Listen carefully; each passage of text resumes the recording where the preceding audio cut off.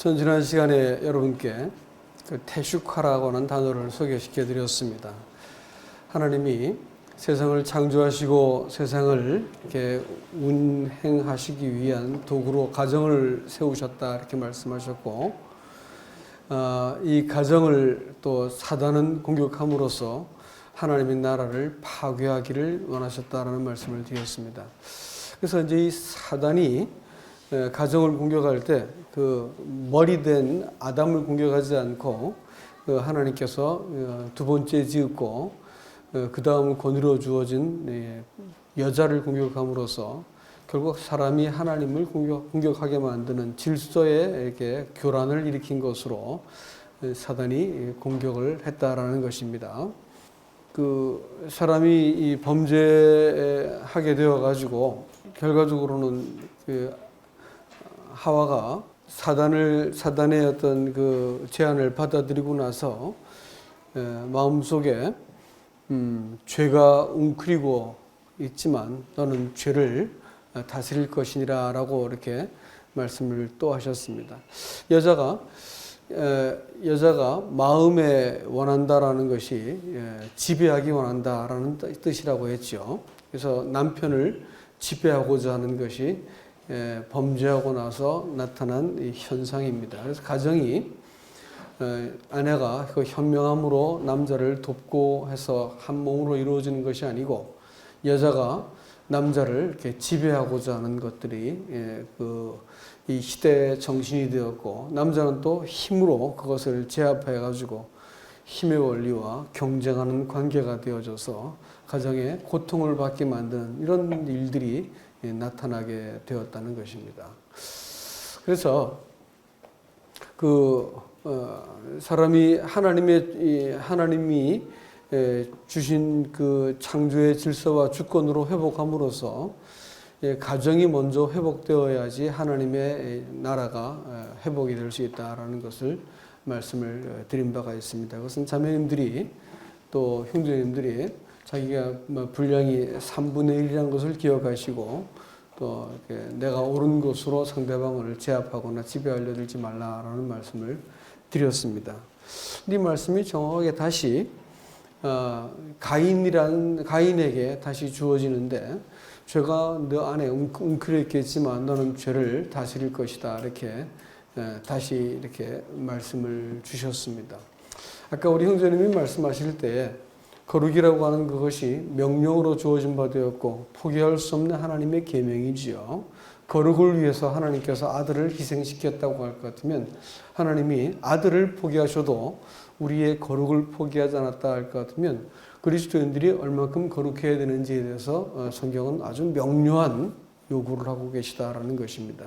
거룩이라고 하는 것은 죄를 덜 짓는 것이나 죄를 좀 이렇게 내가 죄하고 관계를 좀 덜하는 것이 거룩이 아니고, 거룩은 하나님다움이라는 뜻입니다. 그러니까 하나님만 거룩하시지요. 사람이 거룩할 수 있는 유일한 길은 뭐냐면 사람이 그 하나님께 속하고 인정을 받는 길밖에 없습니다. 하나님이 나를 정죄하지 않고 자기의 것으로 받아들여지면 거룩해지는 것이고, 사람이 그 신분과 위치를 내가 주장하면 거룩하게 살 수 있는 것이지요. 그러니까 거룩이라고 하는 그것은 사람이 무엇을 지켜낸 것이라고 할 것 같으면 우리는 무한히 어려운 세상을 살게 될 것입니다. 그리고 내가 여기 있는 죄라는 것을 피할 것인가 멀리할 것인가 지킬 것인가 말 것인가 이런 문제가 아니에요. 죄라고 하는 것은 웅크려 있는 존재가 있기 때문에 내 힘으로 도저히 억압할 수 없는 아주 강력한 것이 내 속에서 잠재되어 있기 때문에 내가 피한다고 피할 수 있는 게 아니고 이기겠다고 이길 수 있는 게 아니에요. 네가 그것을 먹는 날에는 하나님과 같이 되어서 선악을 아는 일이 하나님과 같이 될 것이다 라고 말씀했을 때 이 죄성은 두 가지 방면으로 나타납니다. 자기 기준이라는 것이라고, 또 하나는 자기 만족이라는 것으로 나타나요. 그러니까 죄의 얼굴은 두 가지로 나타난다는 것이에요. 하나는 자기 기준입니다. 그래서 자기 기준, 내가 생각하는 이해와 또 나한테 이익과 손해가 되는 어떤 경계선이 있어요. 또 내가 생각했던 어떤 도덕적인 규범과 기준이 있다고요. 또 내가 이 상황을 바라볼 때 이렇게 해야 돼라고 생각하는 어떤 내 주관이 있잖아요. 근데 이것이 딱 하고 도전을 받아요. 누가 그것을 또 건드린다거나 상황이 이렇게 뭐가 이렇게 맞지 않아가지고 왜 저러는가라고 하는 분노가 확 치밀어 오르죠. 분노가 일어나고 또 이렇게 당황이 되어지고 이렇게 됩니다. 그래서 자기 기준과 맞지 않을 때 제일 먼저는 분노가 일어나죠. 또 이 분노가 나타날 뿐 아니라 이 분노를 가지고 어떤 실력 행사를 들어갑니다. 그래가지고 이 분노를 표출한다거나 또 어떤 그 자기의 그 기준을 이렇게 관철시키기 위해서 뭐 이렇게 싸움을 시작한다거나 뭐 여러 가지 방식으로 우리는 그 자기 기준을 이렇게 관철시키려 들죠. 근데 문제는 사람들이 제각기 기준이 틀린 거예요. 남편과 아내가 부모와 자식이 기준이 달라요. 한 예수 믿고 한 30년쯤 살면 이런 싸움이 있을까 없을까? 예? 또 앞에서 설교하는 사람으로서 그런 기준이 그런 거 싸움이 있을까 없을까? 있더라고요. 지난주도 했어요, 제가. 이게 만만치 않더라고. 만만치 않더라고. 아이 방을 얻으러 제가 저쪽에 아이가 이렇게 기숙사가 안 돼가지고 방을 얻으러 갔는데 제 눈으로 볼 때 그만하면 됐다 싶어서 이렇게 이제 결정을 했는데 계속 따라하면서 잘못했다고 막 그러는 거예요. 그랬더니 나중에 이제 화가 버럭 났어요. 어떻게 하라는 말이냐. 화가 버럭 나가지고 빽하고 이렇게 화를 냈어요. 바보같이 말이야 하면서 얘기를 했어. 근데 이제 그렇게 말을 하고 나서 이러는 게 아닌데 이런 생각이 들어지는데 이제 말이 뱉어냈으니까 이제 말을 했죠. 그럼 진정 말해서 못하게 하든지 끝난 걸 갖고 왜 자꾸 말을 해가지고 이렇게 자꾸 상황을 어렵게 만들어가느냐. 이제 저는 그런 불만이었고 처음에 말했던 것은 그렇게 남양이고 반듯하고 또 가격도 그만하면 됐고 내가 좀 희생하면 되니까 그럼 되는 거 아닌가라는 생각을 했었는데 더 좋은 게 있을 수 있는데 왜 단박에 결정했냐 이게. 그런 거죠. 그래서 뭐 여자들은 그렇죠. 또 이렇게 잘 포기할 수 없죠. 쇼핑을 하더라도 절대로 한 번에 못하지 않습니까? 남자들은 보면 딱 보고 그냥 사는데 여자들은 못하잖아. 그러니까 이제 자꾸 이제 차 안에서 투닥투닥 소리가 났어. 근데 화가 확 나더라고. 이게 사람이 그렇더라. 사람이 자기 기준이라고 하는 그것이 이게 아주 강고합니다. 사람 안에서. 그래서 남편과 아내, 부모와 자식 계속해서 부딪혀요. 부모와 자식, 남편과 아내가 그러는데 다른 사람은 오죽할까? 다른 사람은 오죽하지. 뭐 다른 사람들이야 뭐 조금도 손에 안 불나들지요. 자기 기준 뚜렷하지요. 요즘 또 세상이 구원받는 사람이 점점 없어지는 게 뭐냐면 사람들이 가면 갈수록 뭘까요? 자기 기준과 자기 만족이 더 뚜렷한 사람들이 태어나고 있고 그렇게 교육받고 있어요. 예수 믿기 무지하게 힘들어요 요새. 초등학교 다니는 아이들 중에서 교회 다니는 애들이 손가락에 꼽아 없어 거의. 별로 없어요. 요즘 젊은 사람들 교회 안 다녀요. 근데 이제 하나님의 문이 닫히고 있다는 것을 이제 알 수가 있다는 것이지요. 아무튼 그렇습니다. 자기 기준이라고 하는 이것은 죄성에 아주 강력하고 분명한 것이 사람 안에 딱 웅크리고 있어요. 범죄 때문에. 자기가 선택한 것 때문에 죄가 들어왔기 때문에 웅크리고 있는데 자기 기준이라고 하는 어떤 그 죄성입니다. 또 하나는 뭐라고? 자기 만족이에요. 그래서 쾌락이라든지 편안함이라든지 나한테 이익이 된다든지 뭐가 되면 그것을 내가 딱 집착을 하고 싶어 합니다. 그래서 자기 만족이라고 하는 신을 우리는 섬기고 있어요. 그래서 이것이 뭔가 이렇게 딱 손해를 본다거나 뭐 나한테 피해가 온다 할 것 같으면 퍽 하고 튀어나가죠. 그래서 이것 가지고 싸움을 불사하는 거예요. 또 내가 그 만족을 취하기 위해서 뻔뻔스러운 이 모순된 선택을 하게 되어지고 또 이 어떤 다른 사람의 어려움들을 개의치 않고 해버리고 이렇게 되어지는 그런 어떤 교활하고 뻔뻔스럽고 염치 없는 어떤 이런 죄성이 또 우리 안에 딱 웅크리고 있는 거예요. 그래서 이런 것들은 돌발적입니다.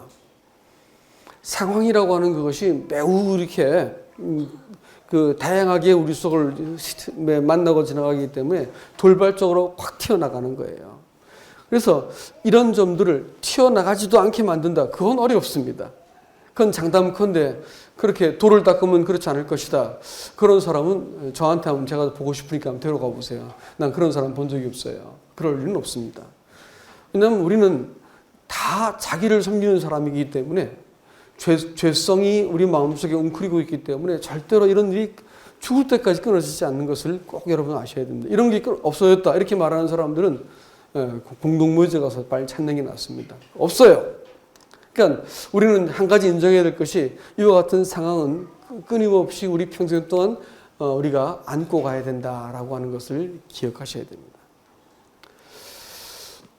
그리고 이 문제는 단지 죄성이라고 하는 것으로 끝나지 않고 배후가 있다는 거예요. 배후가 누굴까요? 사단이에요. 요한복음 13장 2절과 27절에 보면 아주 재밌는 표현이 나타나는데 사단이 유다에게 예수를 팔려는 생각을 집어넣었다 했습니다. 생각을 먼저 집어넣는 것은 사단의 일이에요. 그랬더니 나중에 이제 그 생각을 집어넣었는데 27절에는 사단이 아예 그 마음속에 생각을 집어넣었더니 사람이 생각을 꼼지락꼼지락 키워가지고 가운데 딱 전셋집을 마련해 놨어. 털을 만들어 놨다는 거예요. 그랬더니 사단이 아예 들어가가지고 자리를 잡아버렸죠. 그랬더니 어떻게 했습니까? 나가서 실행해가지고 죄의 열매를 거두어 먹고 멸망해 버렸습니다. 여기서 중요한 이제 단서가 생기는 것이에요. 사람의 마음이라고 하는 것과 생각이라는 것은 조금 다릅니다. 사람의 마음은 거저 하나님 주신 것이 있는 것이고요. 생각은 바깥에서 들어오는 것이고 사단이 던져주기도 하는 것이고 또 그런 것입니다. 근데 사람의 마음이 생각에 어떻게 반응을 보이는가에 따라 가지고 전혀 다른 양상이 되는 것이지요. 생각을 사람이 하기 시작합니다. 이 단계가 무지하게 중요해요. 생각이 들어오고 부딪히고 충돌이 일어나고 분노를 하고 음란한 마음이 들고 뭐 이렇게 게을러지고 싶어 이런 것들은 사실 우리 살면서 이렇게 피해갈 수 없는 상황이지만요. 그것이 딱 욕망과 생각과 이런 충동이 딱 들어왔을 때 그 생각을 어떻게 관철하는가는 전혀 다른 얘기를 하고 있는 것입니다. 딱 보았을 때 이 아벨이라고 하는 그 아벨을 바라보고 제일 먼저 하나님에 대해서 무지하게 신경질이 났어요. 아벨이 화가 났단 말이에요. 왜 안 받아주시는가? 화가 났겠죠. 그럼 아벨을 바라봤더니 아벨이 자기보다 하나님께 받아들여지고 더 의롭게 여겨진 것에 대해서 내가 비교의식이 생기고 분노가 생기기 시작했습니다. 그래서 이 생각을 꼼지락꼼지락 키우다가 아벨 좀 보자 해서 데리고 나가요. 그래서 들로 조용한 데로 아무도 안 본 데로 데리고 간 거예요. 그래서 돌로 때려 죽였습니다. 이런 과정 속에 뭐가 필요했을까요? 생각의 발전과 증폭이 필요한 거예요. 모략이 필요한 것이죠. 생각을 키워가는 과정 속에서 사람의 뭐가 포함될까요? 의지가 드러나기 시작한 거예요. 웅크리고 있던 죄를 풀어놓았습니다. 생각이 자유롭게 나를 휘젓고 돌아다니도록 내가 내버려 둔 거예요. 생각이 딱 들어오면 어떻게 될까요? 이게 꼬리에 꼬리를 물면 어떻게 해요? 잠을 잘 수 있어요? 잠도 못 자요. 누가 나한테 말을 막 고약하게 했어요. 내가 무시를 당했어. 참 자기가 별로 안 쉽죠. 어떻게 그럴 수가 있지? 내가 뭘 잘못되게 해서 그렇게 나를 무시할까? 그래서 이제 생각을 하면서 아마 이럴 거야. 그래서 내가 어떻게 보복할 수 있을까? 그래서 생각을 자꾸 키워가는 거야. 그래서 밤새도록 잠을 못 자죠. 두려운 마음이 한번 들었어요. 그거 할 수 있을까요? 아무튼 두려움이라는 게 딱 들어와도 그게 끝나나요? 계속해서 꼼지락꼼지락 마음에서 키우죠. 이러다가 내가 노후에 휴지를 주스러 다니면 어떡할까까지 막 생각이 쭉 연결되는 거죠. 그럼 그 생각을 끊을 수가 없어. 그 생각이 나를 이렇게 사로잡아가지고 꼼짝을 못하게 만드는 거예요. 두려움, 의심, 또 자기 기준에 맞지 않는 어떤 그 대상을 바라볼 때 미움, 이거 잘 해결되던가요? 해결되잖아요. 그러니까 생각이 내 속에서 꼼지락꼼지락 크기 시작하면 이게 자리를 만들어요. 자리를 만들면 어떻게 해요? 누가 들어와요? 죄가 내 속에서 떡하니 자리를 갖고 이제 아주 그냥 나가지 않고 털을 딱 갖춰버리는 것이죠. 처음엔 들어가도 될까요? 물어보던 녀석이 들어와가지고 아주 그냥 안방을 딱 차지해가지고 꼼짝도 안 하는 거예요. 나를 내쫓아버리는 것이죠. 사단이 그 유다에게 생각을 집어넣었다가 나중에는 아예 그냥 사단이 들어와 버렸더니 유다가 실행하기 시작한 겁니다. 그러니까 생각을 하는 과정 속에서 사람이 어떤 선택을 하고 어떤 결정을 하는가가 굉장히 중요한 것이고, 여기에서 신자와 그렇지 않은 자가 구분이 되는 거고, 성숙한 사람과 미성숙한 사람이 여기서 갈라지는 것입니다. 그래서 이것을 조금 말씀을 드리고자 하는 것이죠. 다 같이 로마서 말씀을 보겠습니다. 로마서 8장입니다. 8장 4절입니다. 예, 4절부터 읽겠습니다. 육신을 따르지 않고 영을 따라 행하는 우리에게 율법의 요구가 이루어지게 하려 하심이라. 육신을 따르는 자는 육신의 일을, 영을 따르는 자는 영의 일을 생각하나니 육신의 생각은 사망이요 영의 생각은 생명과 평안이로다. 그 10절 말씀 보시면, 또 그리스도께서 너희 안에 계시면 몸은 죄로 인해서 죽은 것이나 영은 의로 말미암아 살아있는 것이니라. 예수를 죽은 자 가운데서 살리시니 영이 너희 안에 거하시면 그리스도 예수를 죽은 자 가운데서 살리시니가 너희 안에 거하시는 그의 영으로 말미암아 너희 죽을 몸도 살리시리라. 여러분, 이 생각을 바르게 하지 못하면 망합니다. 오늘 본문의 말씀이 영의 생각은 생명과 평안이요 육신의 생각은 사망이라 이렇게 말했습니다. 그러니까 생각을 잘하는가에 따라서 인생이 그야말로 좀 무식한 말로 쫑날 수도 있고, 생각을 잘하면 복을 받게 되는 것입니다. 생각하는 법들을 잘 하는 게 중요하고, 생각을 바르게 하는 그것은 인생을 바른 선택을 하는 것이요 인생을 바른 대로 데려가는 것이기 때문에 신자의 성도의 그 신앙의 모든 복지는 어디에 달려 있을까요? 생각하는 힘에 달려 있습니다. 생각을 똑바로 하셔야 되는 거예요. 오늘 거기에 대해서 몇 가지 말씀을 먼저 드리고자 하는 것입니다. 이 사람 안에 있는 죄성, 웅크리고 있는 죄성을 깨우는 게 뭘까요? 그것은 생각입니다. 이 죄성이 여러 가지 상황과 이 환경에 부딪히죠. 부딪히고 거기서 분노도 일어나고 뭐가 일어날 수 있어요. 그건 성경이 그걸 갖고 비난하지는 않습니다. 그렇지만 그렇게 되어진 것을 가지고 내가 생각을 발전시키는 것에서는 성경이 문제를 삼기 시작합니다. 그래서 다윗이 바세바를 취한 것이 죄가 아니라는 말씀은 아니지만, 성경이 주목하는 말씀, 하나님이 그 죄라고 지적하신 말씀이 바세바를 범하고 우리아를 죽인 것 이렇게 말해가지고 죄를, 성경이 주목하는 죄가 더 정교하게 다루어지고 있는 것을 알 수 있습니다. 여러분, 그 죄라고 하는 것은 갑자기 있는 것이 아닌 것을 아세요 혹시? 늦게 일어났어요. 지금 저녁 때 일어난 놈이 있어. 다윗 말이에요. 저녁 때 그 사무엘하 11장에 볼 것 같으면 저녁에 침상에 일어났다. 그동안 뭐 한 거야 도대체? 밤새 뭐 게임했나? 유튜브 봤나? 왜 이렇게 새벽에 일어나지? 아침에 일어나지 못하고 오후에 일어나냐 이게. 저녁에 일어나냐 이게. 저녁에 일어나서 어슬렁거리다가 이렇게 보니까 저기 여자가 옷을 벗고 이렇게 샤워를 하고 있어요. 그것도 신기한 거죠. 어떻게 그 멀리 있는, 또 저녁이라고 했는데 해가 진력인데 여자가 그때 무슨 불을 켜놓고 할 일도 없었을 텐데 목욕하는 것이 심히 아름다워 보였다. 이상하죠. 누가 개입했을까요? 사단이 개입했죠. 전쟁을 나가야 될 시점이었어요. 왕들이 출전했다는 것은 전쟁을 다 이겨놓고 왕이 와가지고 딱 접수하는 때이기 때문에 왕이 가야 되는 거예요. 안 가고 뒹굴뒹굴하고 있다가 왕이 출전할 때 그걸 안 하고 직무를 주기 했어요. 게으름이 어떻게 된 거예요? 익숙해진 겁니다. 예? 자기가 이렇게 능숙하게 그 죄에 대해서 내가 이렇게 접촉하고 있었던 것이 분명합니다. 능숙하게 그 죄가 내 속에서 일상 삶 속에서 받아들여졌던 것이 분명한 겁니다. 그렇기 때문에 이 다윗은 넘어질 자리에 탁 넘어진 것이죠. 죄는 갑자기 돌발적으로 일어나지 않습니다. 내 마음속에 이미 풀어놓은 빗장을 열고 사단이 들어오는 것이지 절대로 갑자기 들어오지 않습니다. 낮춰준 기준, 또 내가 낮춰준 가치관, 또 내가 죄에 대해서 관대한 마음, 또 세상과 더불어 타협되어진 내 지점에서 사단이 문을 쑥 열고 들어오는 것이지 절대로 갑자기 어떻게 그 정도가 갑자기 그렇게 해서 그런 일이 없어요. 죄는 익숙하게 이미 내 속에서 받아들여진 데를 통해서 들어온다는 것을 명심하시기 바랍니다.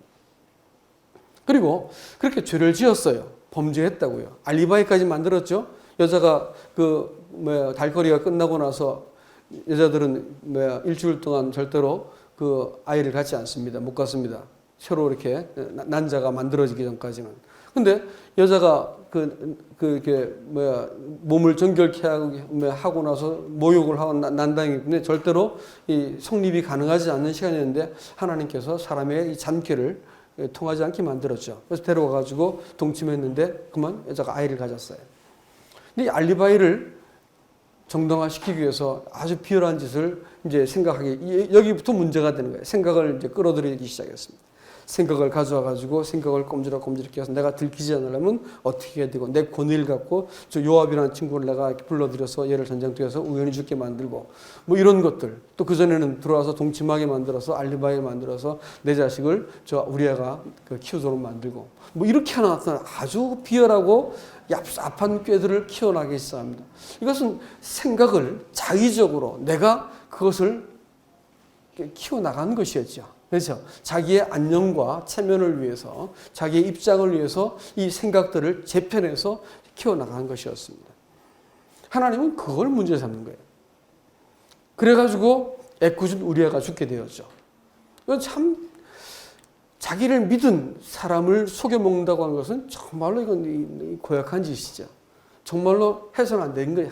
해서는 안 되는 짓이단 말이에요. 근데 우리아는 그 충성스럽게 이렇게 살아왔던, 자기를 신뢰했던 그 부하를 애꿎게 자기 욕망 때문에, 채무 때문에 죽여버린 이 신의를 저버린 이 죄에 대해서는 참 용서하기 어려운 죄가 되는 것입니다. 근데 이런 죄가 생각 속에서 나중에 이게 정당성을 갖게 되는 모든 과정들이 있었다는 것입니다. 성경은 여기에 대해서는 책임을 묻는 것입니다. 그러므로 생각이라고 하는 그것은 내가 일단 받아들이게 되면 뭐가 되냐면 생각을 섬기게 되어 있습니다. 그래서 오늘 읽었던 본문에서 영어 성경으로 보니까 재밌는 말이 나오던데, 그것이 뭐냐면 그 육신을 따르는 자는 5절 말씀에 이렇게 되어 있는데, 따른다고 하는 말이 뭐냐면 down from입니다. down from. 앞부터 according to 이렇게 나와 있지만 이 해석을 보니까 그것은 그 위로부터 밑으로 내려오는 거예요. 그러니까 육신으로부터 생각을 받은 것이지요. 결국은 뭐냐면 그 육신이라고 하는 그것을 내가 가치 있게 얘기했다는 것이에요. 내가 이 생각은요 반드시 길이 있다고요. 방향이 있어요. 그래서 이 길 끄트머리에 뭐가 있다는 것을 알기 때문에 그 길을 가는 것이죠. 그렇죠? 생각은 길이 있어요. 그래서 내가 길을 가는 도중에 내가 이 길을, 나 지금 무슨 생각하는 거야? 하면서 멈추지 않으면 나중에 어떻게 될까요? 아주 험악한 꼴을 보게 되는 것입니다. 그래서 생각을 이렇게 하고 있는데, 이 생각을 갖고 있는 생각이 향하는 방향이 두 가지가 있어요. 하나는 하나님이고 예수 그리스도고, 또 하나는 이 육신입니다. 자기 자신이죠. 육신이라는 말을 영어로 flesh라고 부르는데 H자를 뜨고 거꾸로 읽으면 뭐냐면 셀프가 됩니다. 뭐예요? 나 자신을 섬기는 것이죠. 그러니까 신앙은요, 나를 섬길 것인가 하나님을 섬길 것인가, 모든 성경의 지식을 다 알고 구원받는 비결을 다 알고 영적인 교제 다 할 수 있는 사람이라 할지라도 결국은 사람을 섬기는 사람하고 결국은 하나님을 섬기는 사람하고는 구별되게 되어 있습니다. 자기를 섬기기 시작하면 끊임없이 영적인 모든 구실을 갖다 붙여가지고 어떻게 해요? 결국은 뭐예요? 자기를 섬기기 위해서 하나님을 동원하고 수단으로 삼아가지고 자기 욕망을 채우는 대로 나가는 것이에요. 그렇다 보면 성경 말씀까지 동원해가지고 자기의 욕심과 자기의 기준을 채우는 것이니까 이런 사람들이 싸움을 하면 싸움이 끝이 없고, 이런 사람의 욕심은 뻔뻔스럽게 이럴 데가 없는데 겉으로 볼 때는 멀쩡해 보이는 거예요. 아주 교활한 것이지. 이런 일들이 얼마든지 그리스도인의 삶 속에서 일어날 수 있다는 것을 기억하시기 바랍니다. 누구를 섬기는가에 따라서 그로부터 생각이 계속해서 내가 줄줄줄 내려오는 거예요. 내가 내 인생이 내 것인가 라고 생각할 때 나는 내 인생이 내 것이라 생각하고 내 기준, 내 만족이 정당하게 되어지고, 그렇게 되면 이 상황을 나한테 맞게 자꾸 해석하려고 드는 거예요. 성경은 자꾸 생각을 어떻게 하냐면 네가 지혜로운 것이라 생각하지 말아라, 이렇게 말하고 있어요. 응? 생각을 처음부터 내가 하나님을 섬기는 사람이고 하나님의 것이고라는 것을 내가 인정을 할 것 같으면 내 생각의 방향이 달라지기 시작합니다. 목적지가 어딘지 명확해지기 때문에 나를 섬기는 사람은 하나님의 이름과 모든 구실을 다 붙여도 결국은 비열한 변명거리를 만들어내는 것이기 때문에 우리가 조심을 해야 된다고 하는 것이지요. 그래서 이 생각은 누구를 섬기는가 하는 것에 따라서 달라진다라는 것. 두 번째는 생각은 법에 의해서 저촉을 받습니다. 어떤 법을 지키는가가 중요한 것입니다. 생각은 이렇게 가이드라인이 있어요. 그리스도인들이 자기 안에 이 법을 두지 못하면 내 생각과 내 법을 저희 마음에 두겠다라고 말씀하신 것이 하나님의 구원의 방식입니다. 구원받은 사람은 어떻게 해요? 하나님의 생각과 법이 사람 마음속에 있는 거예요. 그래서 하나님의 생각과 법을 툭 치고 내가 이렇게 경계선을 넘어가면 어떻게 할까요? 하나님이 내 마음속에 뭘 주세요? 경보를 보내세요. 아니야. 그거 아니야. 이렇게 하면서 딱 경보를 보내고 불편한 마음, 이게 두려운 마음, 이렇게 또 갑자기 마음이 이렇게 붕 뜬 것처럼 이렇게 안정이 안 되는, 안식이 팍 깨어져 버리는 이런 현상들을 딱 주세요. 내가 분수가 넘어가면, 분수 이상의 생각을 성경 하지 말랬죠. 분수가 딱 넘어가면 어떻게 하면 내 마음속이 이렇게 막 이 평강이 끼어지고 모질어지고 뭐 이렇게 하여튼 정상에 아닌 것이에요. 평강한 마음이 딱 깨지면서 그리스도인이 이렇게 안절부절하지 못하고 자꾸 내가 딴 사람에게 동의를 구해야 되고 또 힘을 얻어야 되고 또 뭐 이렇게 나 자신을 이렇게 강하게 만들고 상대를 제압하기 위한 무기들을 자꾸 주워 모으게 되어 있습니다. 이렇게 되기 시작하면 사람들은 그 생각을 이제 구체화시키기 시작하고 털을 누구한테 내주는 거예요? 사단에게 내어주는 거예요. 사단이 딱 들어와서 마음을 딱 지배해가지고 우리 행동을 마음껏 지배, 이렇게 해라 저렇게 해라, 화내, 이 시점에서 화내야 돼, 이 시점에서 안면 몰수하고 네가 해야 돼, 이렇게 하면서 우리를 이렇게 막 몰아세우는 거예요. 그때는 통제할 수 없이 목을 맬 때까지 가야 돼. 유다가 목을 맬 때까지 아무것도 그를 통제하는 브레이크가 없었습니다. 생각이 어떤 그 지점을 딱 넘어버리면 사단이 우리 속에서 자리를 차지하는 거예요. 생각을 통제할 수 없어. 감정이 통제가 안 돼. 이래가지고 사람이 막아버리는 것이죠. 이게 이제 무서운 것입니다. 그렇기 때문에 그리스도인은 마음속에 법을 둔 사람들이에요. 생명의 성령의 법이 죄와 사망의 법에서 너를 해방했다. 사망의 원리가 있는 거죠. 이것을 속박이 있는 거예요. 그 속박을 벗어 너를 자유케 한다라고 말했습니다. 말씀을 맺고자 합니다. 여러분, 이 그리스도인들은 생각을 바르게 해야 됩니다. 생각을 바르게 하기 위해서 하나님께서 우리에게 뭘 주셨냐면 예배라고 하는 아주 훌륭한 것을 주셨습니다. 만찬을 뗄 때마다 우리는 뭘 해야 될까요? 이 내가 아니고 주님이시군요. 나 혼자 왔더니 주님이 함께 계셨군요. 자기를 거기다 내려놓고 주님을 받아들이고 내 생각을 접어놓고 높은 주님의 생각을 받아들이고 내 기준을 내가 포기하고 하나님의 기준 앞에 내가 서게 되어지고 이러면서 사람이 비로소 하나님 앞에서 자유롭게 되는 것입니다.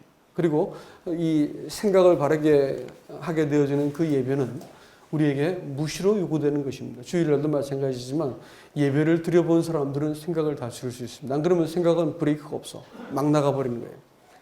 예배는 우리에게 아주 훌륭한 우리가 건강하게 생각할 수 있는 길들을 주시는 것입니다. 부디 바르게 생각해서 바른 선택하시기 바랍니다.